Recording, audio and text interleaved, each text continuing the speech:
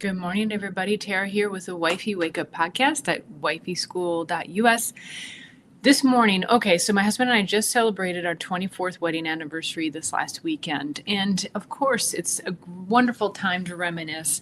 And so I'm going to share one of those stories with you. So, why my $100 engagement ring was the best gift ever: love, loyalty, and life lessons. And, at the time, I didn't think $100 engagement ring. Here it is, by the way. At the time, I didn't think it was that amazing. So backing up a little bit, I was 18 years old when we got engaged. So for being an 18-year-old, I was pretty wise comparatively in a lot of areas. And as much as you could say that for an 18-year-old. But there are certainly a lot of areas where I had a lot of learning to do. I was still very naive. And one of those, of course, was relationships. And I was very fortunate in a number of ways, which I share a lot in this podcast. And so at 18, I was like, I met my soon-to-be husband. I was engaged at a young age, and I wasn't one of those girls that just dreamed of my wedding and the ring and all that. I actually dreamed of being married, and I think in hindsight that was very helpful as well. So I dreamt of the life together. A little bit more of the story. The proposal was rather informal. And I know some people say like the proposal is everything, that gives you a signal of what is to be. And I think there's truth in that. And I think there's also reading too much into it. Like most things in life, I try to kind of weigh things out. And so it was not necessarily a proposal like, Tara, will you marry me? It was, if I asked you to marry me, what would you say? And I realized, and he actually shared in later on, that was a way as a guy, because proposing to a woman can be extremely intimidating. So ladies, if it seems like he's really holding off, that also may be one of the reasons, is that he's just actually afraid of being turned down. And so in hindsight, I learned, I didn't think it was that big of a deal when he said it that way. It was kind of like, well, that's a little lackluster. But fortunately, I hadn't had enough imaginations going on of how it would ideally be to be too let down. So I was like, yes, I would say yes. And so then we were engaged. So along with the not having envisioned my wedding or the ring, I'd never really been in a jewelry store looking at engagement rings. I'd only seen what other women were wearing, and that was kind of my idea. And so that kind of set the standard in a way. And I didn't even really know how much they cost. Of course, the bigger the diamond, typically the more it costs. And so my reference is when I met my husband's family, I thought that they were quite well-to-do comparatively. His parents lived out in the country, similar to my parents, on a modest, a nice size, not huge piece of country property. But the difference was they were business owners and drove rather new vehicles. They would take out the whole family to Red Lobster or like Olive Garden or something, that's 6 adults and a kid. And to me, that was like, wow, to be able to do that, that's pretty darn amazing. It still is, right? If you can take out 6 adults at least, to a decent restaurant, that's a big deal still these days. And so that was my reference.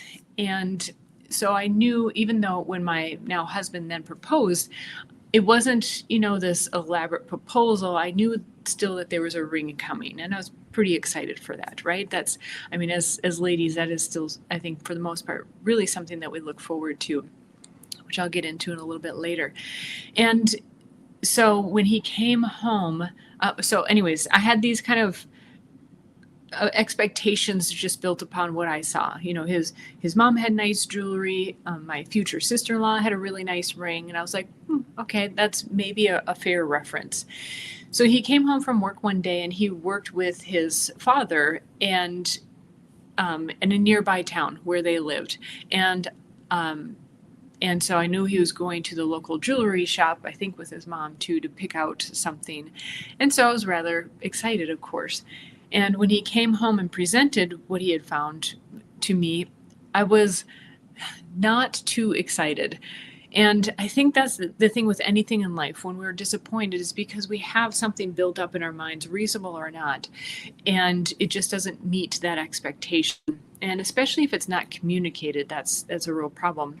But so what he presented was this ring. It's this is gold, but not like filled in. Is I don't it more is cast, but not solid gold in that sense, and a probably semi-precious stone. This looks like it might be a moonstone.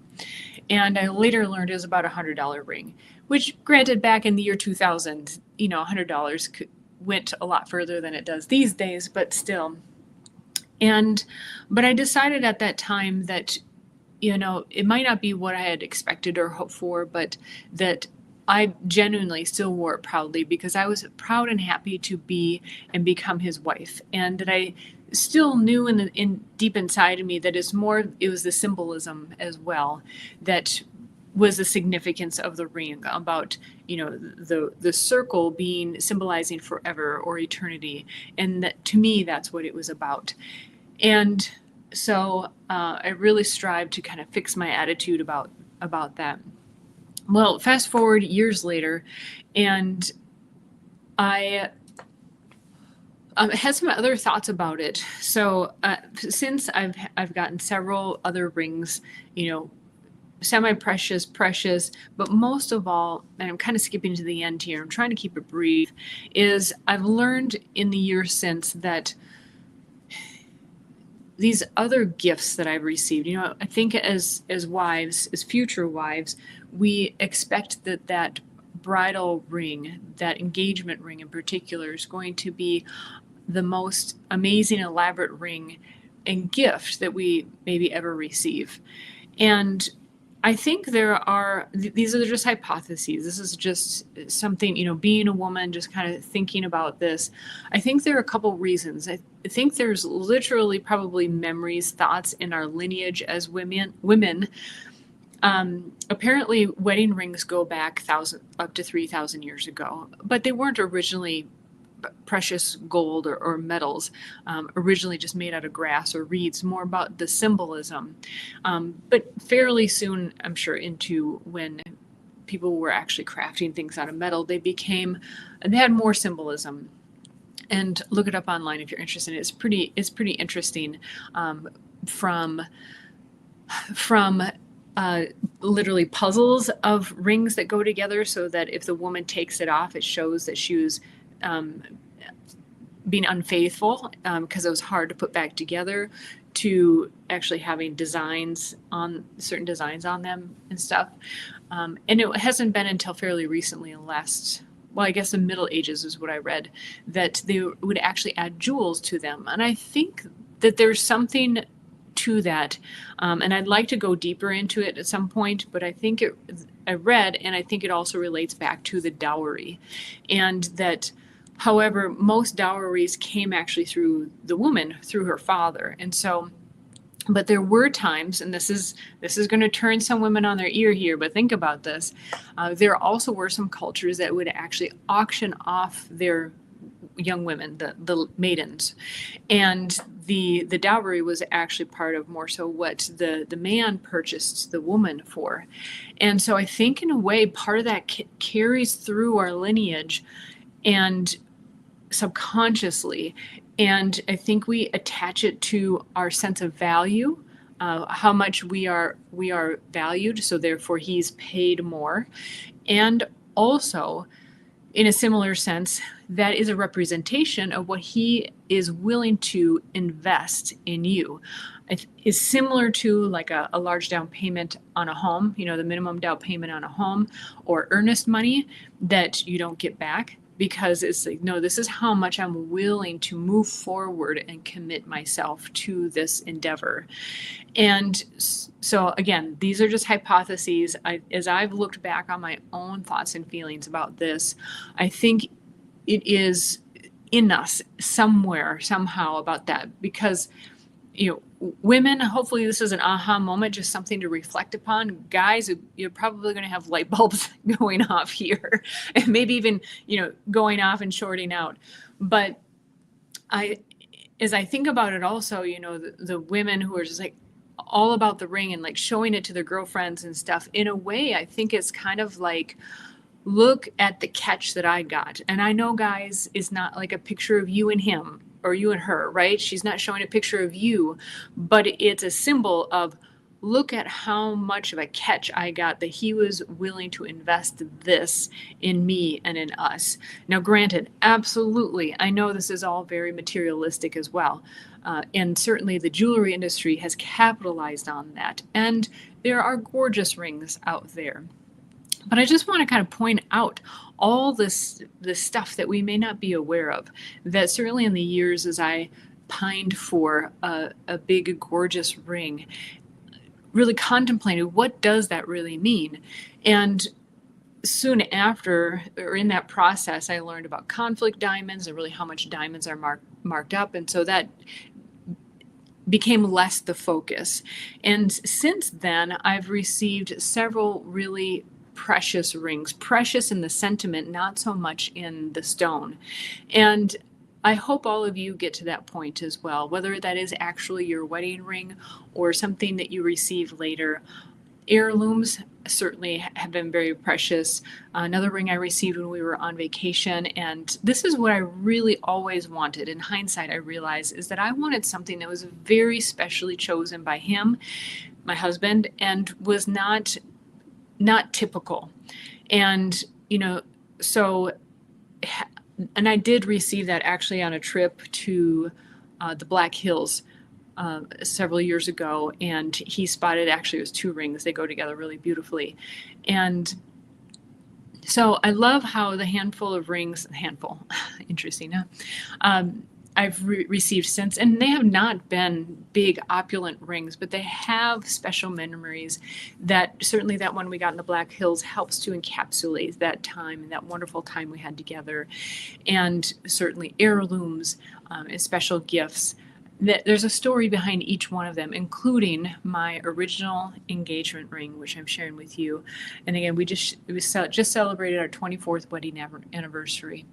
And so, like everything here at Wifey School, this is all based on things that I've learned in 24 years of successful marriage. Success being, we've been through the ups and downs, the difficult times, the glorious times, and we are better because of it. And I want to share those things with you so that you can get through the hurdles, the difficult times in life with a lot more ease, and get on to not just the happy times, but really be able to cherish life more and more together. So I think, and one more thing that I wanted to share. Another thing that I learned years later is, I don't know if this was so much on my husband's mind, particularly when he first bought this first ring, or if he realized it afterwards, like, oh, wow, that was actually a good strategy. That wasn't necessarily something that he thought of from the beginning. But he said that, you've earned every ring that you've received since. And that can, it can kind of rub you wrong as a wife, like, okay, how am I working for that, right? But at the same time, I'm very Saturnian in that sense. Like I understand, the work that goes in, what you can get out of life. And so that very logical part of me is like, well, yeah, that makes sense.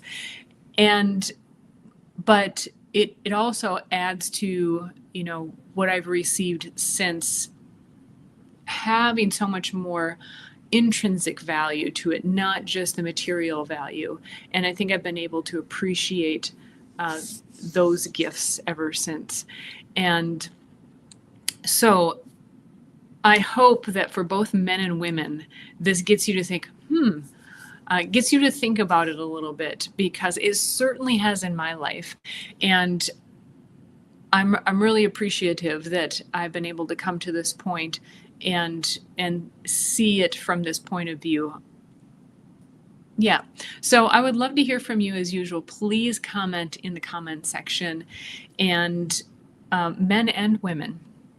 I'm very curious to hear from you. And of course, share with a friend that you think would appreciate this, someone that comes to mind. And if you're wondering, gosh, how do I get to the next point in our marriage? I'm really struggling at this point. And I want to resolve things, but it seems so difficult. I don't know where to go next. I'd be happy to help you out. My contact information, you can connect with me in the description notes. And if you're just appreciating the content, we love it. I appreciate a tip from you. There's a tip jar there. Would love to take my best buddy, that's my husband, out to coffee or lunch or dinner, and it's all appreciated. Your thumbs up and sharing this with friends is absolutely appreciated as well. So have a wonderful day, everybody. Take care, and we'll see you tomorrow. Bye-bye.